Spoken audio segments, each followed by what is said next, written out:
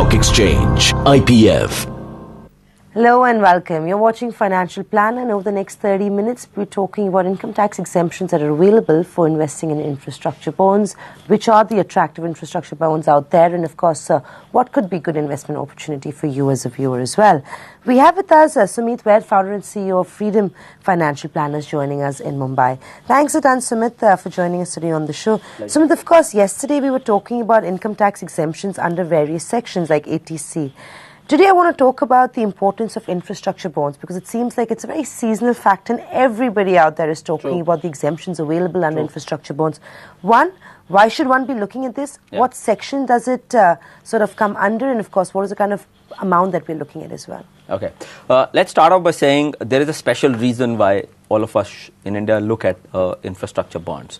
We've always complained about lack of infrastructure in India.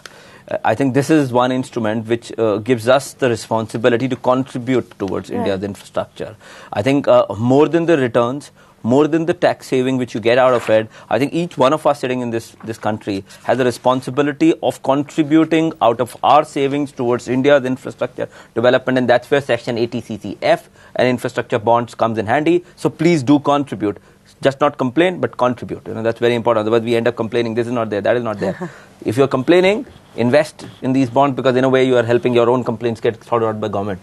Coming to these bonds, which are infrastructure bonds, this gets captured under ATCCF, which was a special section under ATC family of sections which government created to enable people to get an additional benefit of 20,000 rupees by investing in infrastructure bonds. So this is out and beyond that ATC 1 lakh. Right. So it's 1,20,000. That's right. And that 20,000 is not available in anywhere else but this. Okay. So there's an exclusivity which has been built into it. And what tax you really save is the contribution which you are really doing into this. You don't get taxed on that. The interests are taxable, but what I contribute. So interest earned is taxable, but that 20,000 you contribute towards these bonds is not taxable. That's right. And the whole tax saving efficacy of this works out on what tax bracket are you really there. If you're on a 10% bracket, you're getting a benefit of 2,000 rupees, because on 20,000 rupees you're getting 10% saving of income. Similarly, if you're on a 20% bracket, it can be more and hence 4,000, and then on 30% 6,000.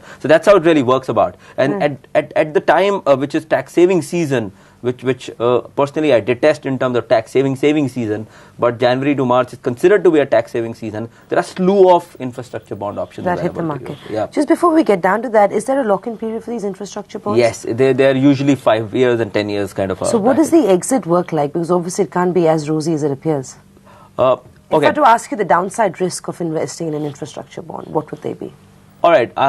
So let's first talk about exit, and then we'll talk about downside risk. So there are two potential exits in this. One exit is you hold till maturity, give it back to the issuer, you get the money. The second is the secondary market for this. If you had a premature exit? See, premature exit is not possible. This is a lock-in. That's a lock-in period. That's a lock-in period. Right. It's not possible. And the other exit, which is often talked about, but the details are never available, is the secondary market, which again is usually not available for small investors like you and me, because there's not efficient enough buyer and sellers of these particular bonds available. And also, if you do that, I don't know how the tax benefits and all those things will play out. So from exit option, go in with a mindset it's locked in for 5 years or whatever option you're really taking into that. That's first point. The second is, what is the second question? I said, what are the risks of investing in infrastructure bonds? Are there any? I think the first risk is that the risk of locking in of your investment. That means in between, if you get any other option which is equally good, you'll miss upon it. But I think in case of infrastructure bond, that also doesn't really lie that much. Why? Because infrastructure bonds are giving you a special section of ATCCF, which is 20,000 rupees. So if you do a cost benefit analysis on tax you're saving and return you're getting, I think it works out pretty good. So to that extent, this risk is covered. The second risk is the credit risk, the quality of issuer you are investing your money with, and that's where rating plays a very big role. And we like to specially highlight to all our viewers that do look at rating also whenever you're looking at infrastructure bond. Or do not only look at the the returns or the yield which instruments are really offering, because 5 years is long period. You need to understand what kind of institution you're investing in, what kind of financial health this institution has, because that can be a potentially big risk in this new era post world financial crisis. trust me, 5 years is a very long period. A lot of things happen. Country goes out, forget about institutions. So do take care of credit rating also. Right. Lots of infrastructure bonds that have hit the markets. Tell us what looks good, because I think what you've highlighted is IFCI, REC, SHRE, PFS and IDFC. What versus what? Okay, so as we said, there's a slew of bond issues. IFCI is there. 8th February is the one when it's closing. REC is there. 10th February is when it should be ready. SHRE is already closed. PFS is there, which is 29th February. And then you have IDFC and L&T. Now, thumb rule is look at ratings first. That's the starting point. Our suggestion is do not go anywhere else other than the AAA rating, because that's the most secured form of rating which you can really get about any institution.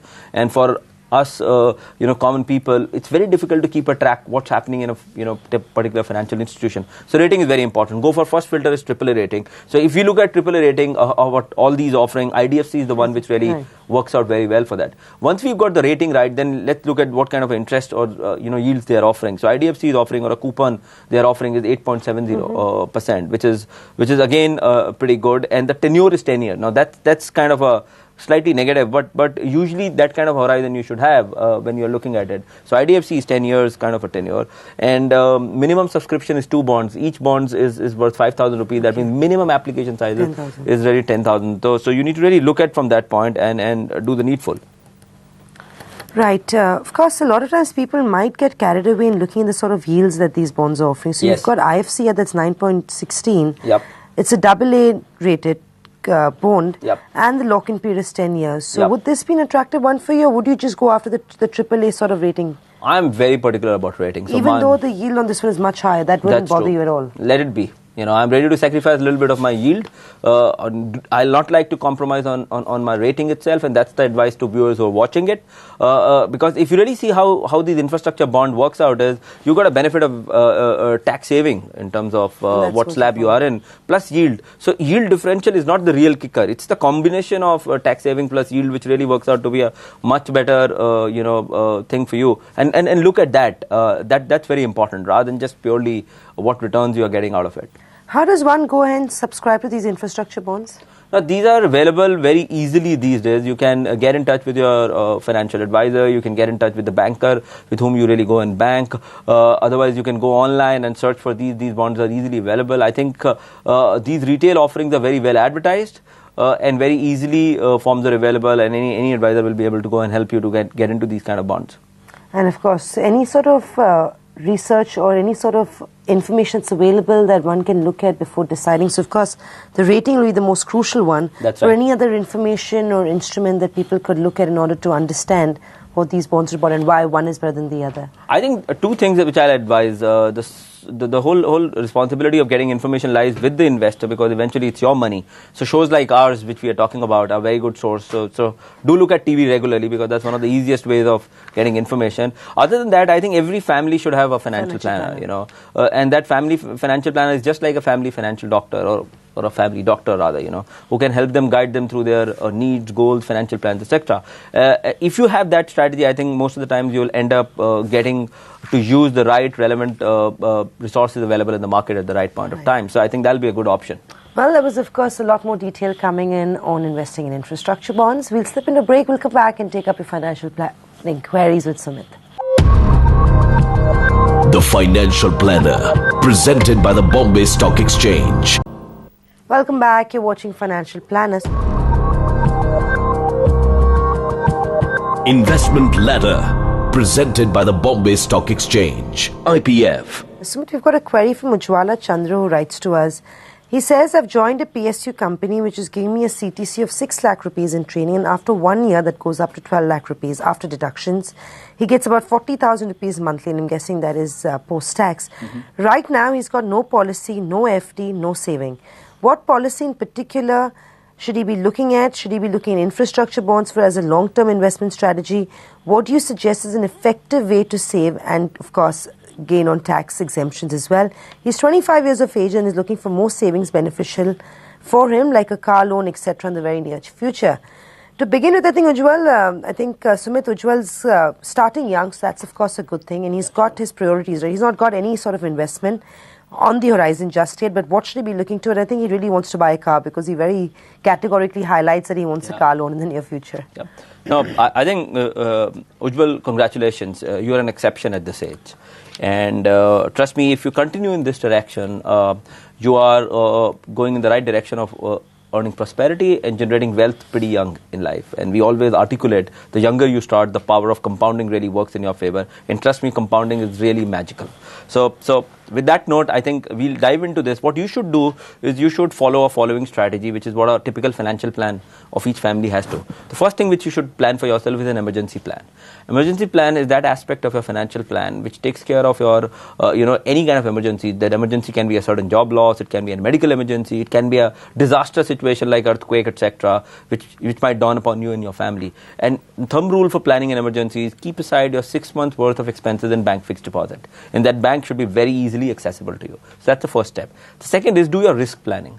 Risk planning is primarily taking care of loss of income by death. Now, in this case, life insurance becomes very, very important because you have started earning. There is an insurable interest in your life towards your dependents, who are your parents or other dependents as you get settled in life itself. So, adequacy of life insurance is very important.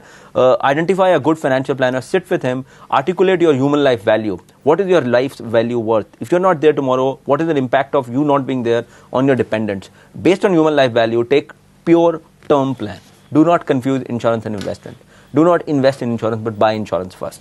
So take a pure term plan. Ideally, there are 2 or 3 good term plans, which are online term plans available in the market. Go have a look and take it. Then in your risk planning, take care of adequacy of your health insurance.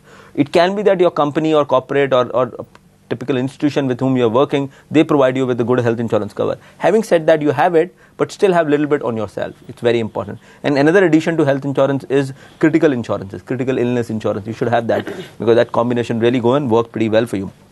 After having taken care of your risk, move on and convert your dreams towards your goal. So one of the dreams which is very evident from your question is car. So put across that dream in a goal format. You say that in next 2 years, I want to buy a car, and this car should be of this make, and the amount of money which I need is X. Because even if you take an EMI, you need money for down payment. And my suggestion as a financial planner to you is do not take too much of loan, especially for assets like car, etc. Because what happens is as soon as you buy these assets and walk out, the value goes down. But you have to repay the whole amount. It's not a good loan. As much as possible, try and avoid car loans, etc. If you have surplus, if not, then go in for as less as possible in terms of car loans. So advice will be, if you can delay car by 2 more years and save much more money before, on down payment, it really works out well for you. And for that, he should look at a debt sort of fund because it's a short-term goal, right? That's right. Depending, once he decides what is the horizon. Let's say he says 2 years, then he has to go into debt, no equity. If he says 5 years, obviously it really comes across. And other than car, any other such goal, your goal towards your parents, you want to buy a house, marriage of self, etc., etc. So articulate your dreams and goals and start saving towards it, linked with definitive timelines. Also, once you have done your goals bit, move on and start thinking about retirement at the age of 25. It will work magic. My definition of retirement is when you work but not for money. So retirement is not that I'll not work. It can be at the age of 40 I will retire. That means I'm working but not for money. Even if I don't make any money, I'm happy. I go to Prithvi every day, just do theatre and come back. It's something which you do for yourself which makes you happy. Okay, so that retirement is very important. Start early. Trust me, many of us who are crossed 40 go back and look, shit, I should have started in early 20s. It can really be magical. So I will really insist upon you thinking about retirement and doing something right now about it. Right. And then last but not least is getting your legal documents right as soon as possible. Create that discipline in yourself of understanding what you're doing in terms of documentation and doing it right. Whether it is reading the form, doing the nomination, doing a joint holding, etc. in a proper way, you have to do it. And if possible, though it's pretty young, though it's many a time says it's not thing to do, get your will done. Right, Ujjwal, that's the advice coming in from you, from Sumeet. Go back and look at the asset allocation, go revisit your goals, see what you want to do, when you need the money for. And of course, start planning early for retirement. You'll hopefully create a lot more wealth when you actually retire. We'll slip into a break on that note, but we'll come back and continue taking up your queries, so keep it with us. The Financial Planner, presented by the Bombay Stock Exchange. Hello and welcome back. Well, we've got another query coming from Jahanabi Chakraborty, who writes in to us. Jahanabi is 33 years old. He works for an MNC in Calcutta, and he's got quite a few queries actually, Sumeet, which he breaks down for us, which is great. He says he's invested in the Max New York Life Insurance Fortune Builder Plan in 2010. It's a ULIP. He's invested $1,25,000 in yearly premium. He wants to know if he could invest for 5 years and hold this policy for another 5 years, and after 10 years, surrender the policy, and how much will it be, whether or not will it be profitable for him. If he does continue for 10 years, how much will he stand to gain? Second query is he's invested in 2007 in Birla Sun Life Tax Plan and ICICI Prudential Emerging Star Fund, about 10,000 rupees each. It was a one-off investment, and these two are dividend options, but the returns are not so good. He's also invested in AIG World Gold Fund for about 20,000, DSP BlackRock Tax Saver Fund for about 20,000, Fortis Tax Advantage Plan ELSS for about 20,000, ICICI Prudential Infrastructure Plan, so he's gone to thematic funds, 10,000. And of course, he'd like to know whether or not he should redeem all his investments. But of course, the problem is that the issued check from Centurion Bank of Punjab, which is now HDFC, is of course something that's creating a problem for him. He also would like to know whether or not he should hold this or redeem this going further. He says his target is about 60 lakh rupees, which is what he wants to accumulate after 3 years. So if he does invest in Birla Sun Life Frontline Equity, should that help him to achieve that target? Or do you suggest other good funds where he's willing to invest about 500 rupees through an SIP to get 60 lakhs after 30 years? Is that even possible? He also says he's invested in LIC Money Back Policy, LIC Jeevan Shrey, LIC Jeevan Anand, LIC Endowment Assurance Policy, yearly premium all for is about 80,000 rupees. What is your take on these policies? There's obviously 60,000 rupees is what actually scares me a little bit. With about 500 rupees per month, and then he's got a whole host of investments that you might want to break down. Yes. Okay. First things first, Jahanabi, you're going everywhere with your portfolio. I think what it's lacking in your strategy is the focus. I always, do extra emphasis on get your goal, get your destination right. In terms that what is the end objective you're trying to achieve by investing? What do you want to do? Are you planning for your retirement? Are you planning for a specific goal? Or there are 3-4 goals in mind itself. Ideally, like whenever we sit with families, we tell them, first of all, take care of your emergency planning and risk planning. Then, articulate your goals and do, those goals properly. And eventually, do not ignore your retirement. These are the basic foundations for, getting a great financial plan going for yourself. So I think same advice for you. Have a good financial planner who will help you articulate your goals and then do your risk planning, etc. to move ahead. Having said that, let's try and answer each one of your questions, each one of your queries. Okay. The first one is Max New York Life. Again, a typical challenge which we have is that we end up investing in insurance. Many a time we do not understand the difference, and we fall into the gullible, sales pitch which is given to us by many a time insurance sellers of trying to say that get into an investment-linked insurance product in which you're getting investment benefits plus you're also getting your insurance benefits for free or whatever itself. Not the right way of looking at it. Insurance is separate, investment is separate. You should ideally have enough insurance before you get into investment-linked insurance itself. So in case of this particular ULIP, you'll have to stay put for 5 years. Nothing much you can do because regulations have changed now. Okay, the earliest you can exist is 5 years. So that's the first part. After 5 years, what should make you decide whether you should stay on or not is the performance of this particular product, how exactly it has performed vis-a-vis other schemes itself. Also, what you haven't really mentioned is what is the underlying asset allocation under this ULIP you have taken. And in my sense, it's not an endowment plan but a unit-linked plan. So that means, are you in equity underlying, you're in a balanced portfolio, are you in debt? My suggestion to you is be in equity. If you're looking at a 5-year horizon and 3 years are still to go, look at equity as a horizon to really go and look for it. So that's first answer. But be careful from now onwards, whenever you're trying to get into any investment-linked insurance plans, it should not be at the cost of adequacy of insurance. Move on. Question number 2. Now, you talked about various funds. The funds are Birla Sun Life Tax Plan, ICICI Prudential Emerging Fund. Then we have talked about AIG World Gold, DSP BlackRock Tax Saving, Fortis Tax Saving, etc. So now I'll divide this query into 2 parts. One is tax saving oriented strategy and the other is the normal growth oriented funds. Now your tax saving strategies which have been done in equity linked saving schemes, the ability to exit or not will depend on how long you've been in them. So if they are 3-year plus kind of a savings, which or investments you have done, you can think about exiting. Otherwise, you have to stay put because that's what regulations are all about. They are tax saving and they have a 3-year lock-in. Having said that, equities are great investment over a period of time. We have seen that after 2007, in 2008, there was a global crisis, where funds went through a patch. But we have seen in last 1.5, 2 years how they have come back. So idea for you will be to hold on for at least 1 to 2 more years before you look at the performance out of these funds. So hold on from them. Try and cut down number of funds into lesser amount of funds. Like for example, thematic funds like ICICI Prudential Infrastructure is a complete no-no. You should not be trying to get into themes. It's very difficult even for experts to get it right. For people like you and me, it's becoming almost impossible. So ICICI Prudential Infrastructure Fund, try whatever losses is, move out, get into a newer diversified kind of a fund. And gold funds is good asset allocation. As we keep saying in our program, long-term investments should have an asset allocation of 70% equity, 20% fixed income and 10% gold. Yeah. And in fixed income, do look at dynamic bond funds like Birla Sun Life, etc., which can really help you over a long period of time. Right. Very quickly, Janapi also wants to accumulate about 60 lakhs after 30 years. That's right. Is that 60 lakh target achievable, or should he extend his time horizon? No, it's very achievable. He needs to do an SIP of 11,000 rupees. 11,000, so which is 500.